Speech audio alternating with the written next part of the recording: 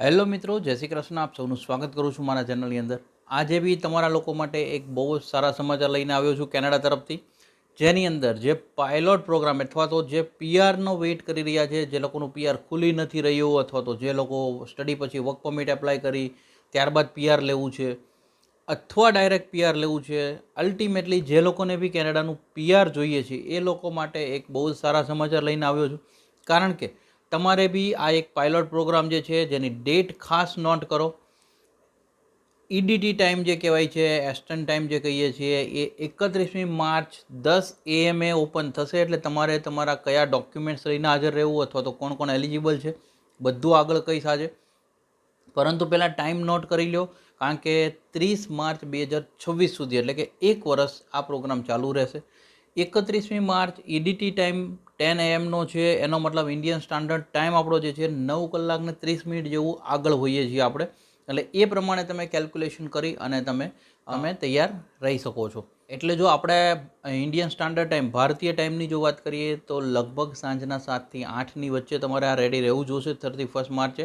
અને આની અંદર તમારે મેઇનલી જો ડોક્યુમેન્ટ્સની હું તમને વાત કરું, તમારી પાસપોર્ટ કોપી છે, તમારા જોબ એક્સપિરિયન્સના કયા ડોક્યુમેન્ટ છે હું તમને કહું છું હમણાં. તમારા જોબ એક્સપિરિયન્સના હોવા જોઈએ, તમારા એજ્યુકેશનના હોવા જોઈએ, તમારા લેંગ્વેજના ડોક્યુમેન્ટ્સ આ રેડી રાખજો તમે. હવે તો કે આ પાયલોટ પ્રોગ્રામ્સની લગભગ આપણે ઘણા ટાઈમથી તમને અપડેટ બી આપી હતી કે 31 માર્ચે ઓપન બી થવાનો છે. પરંતુ આની અંદર જે ફાઇનલ અત્યારે અનાઉન્સમેન્ટ આવ્યા છે, જે 26 માર્ચની જો વાત કરીએ કે ફાઇનલ જે અનાઉન્સમેન્ટ આવ્યું છે એ મુજબ અમુક ચેન્જીસ કરવામાં આવ્યા છે. એ તમે જો ચેન્જીસ જોશો તો તમને ખ્યાલ આવશે. કારણ કે આની અંદર જે home care worker pilot program કહેવાય છે, આમાં એક ચાઇલ્ડ કેરનો ડિવાઈડ કરવામાં આવ્યો છે અને બીજો જે હોમ સપોર્ટનો ડિવાઈડ કરવામાં આવ્યો છે પ્રોગ્રામ. અને દરેક ઈચ પ્રોગ્રામને 2 સ્ટ્રીમમાં વહેંચવામાં આવ્યા છે. Canada working in Canada stream કહી શકો અને applicant not working in Canada stream એટલે કે ઓવરસીઝ સ્ટ્રીમની જો વાત કરીએ તો. હવે જો તમે કેલ્ક્યુલેશન કરો કે કદાચ આની અંદર બી તમને જો હું વાત કરું તો અત્યારે જે અનાઉન્સમેન્ટ આવ્યા છે, આજે ડેટ એન્ડ ટાઈમ મેં તમને કીધા, એ કેનેડામાં જે કામ કરી રહ્યા છે એ લોકો માટેની પ્રાયોરિટી આપવામાં આવી છે. એટલે એ લોકોને પ્રાયોરિટી આપી કે એ લોકો માટે ઓપન થયા છે.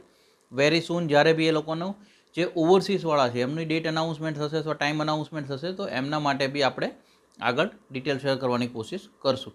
આ પહેલાં જો ચેનલ પર નવા છો તો ચેનલ સબસ્ક્રાઈબ કરી દેજો, નોટિફિકેશન ઓન રાખજો અને મેક્સિમમ લોકો સ્પ્રેડ કરવાનું ના ભૂલતા.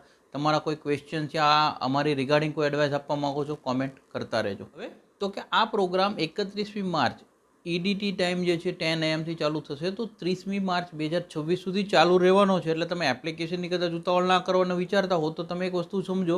પરંતુ જો કેપિંગ ફૂલ થઈ જશે અથવા જો નંબર ઓફ એપ્લિકેશન જેની આપણે ડિટેલ ઓલરેડી શેર કરી હતી કે 2750 જે કહેવાય છે એટલી એપ્લિકેશન્સ જ છે, એટલા માટે જો એ ફૂલ થઈ જશે તો પછી એપ્લિકેશન્સ લેવાનું સ્ટોપ થઈ શકે છે.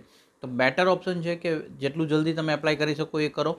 આની અંદર જે પહેલી સ્ટ્રીમની વાત કરું, જે કેનેડાની અંદર જે છે રહી રહ્યા છે, એમના સ્ટેટસ જેનું કેનેડામાં છે એ લોકો માટે તો કે કેનેડાની અંદર તમારું વર્કિંગ સ્ટેટસ પહેલાં તો હોવું જોઈએ. બીજી વસ્તુ છે CLB લેવલ 4 સુધીનું તમારી પાસે લેંગ્વેજ રિક્વાયરમેન્ટ સબમિટ કરવાનું આવશે સર્ટિફિકેટ. એટલે મેં કીધું એના લેંગ્વેજનું રિઝલ્ટ સાથે રાખજો.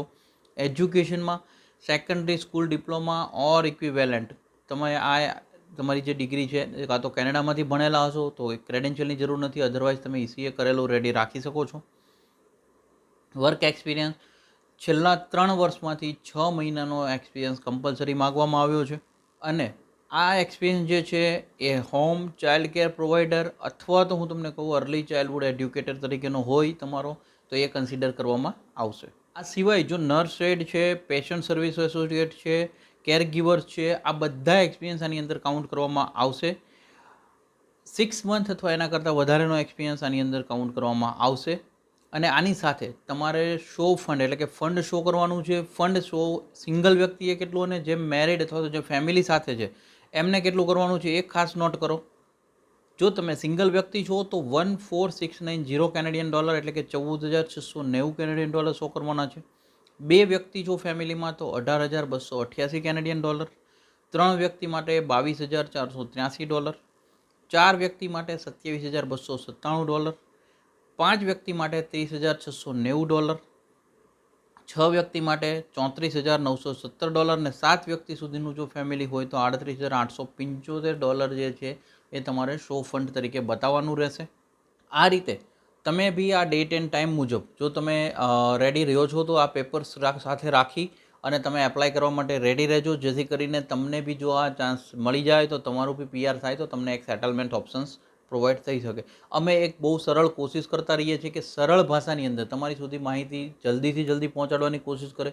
જો તમને માહિતી સારી લાગી છે એક લાઇક કરી દેજો, મેક્સિમમ લોકો સુધી સ્પ્રેડ કરતા રહેજો. Thank you so much. જય હિન્દ, જય ભારત.